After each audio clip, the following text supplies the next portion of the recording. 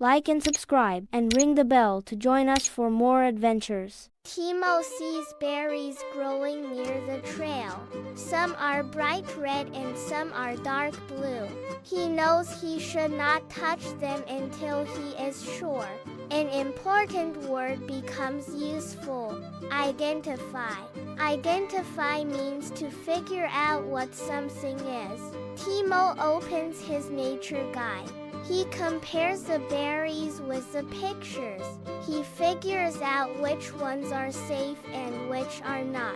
Now he understands what he found. Timo remembers that to identify means to know exactly what something is.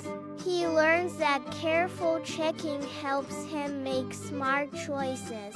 For more cartoon stories and advanced English vocabulary, and to build the skills you need for exam success, visit vocabcartoons.com. Cartoons, quizzes, and games that help you learn fast. Start free.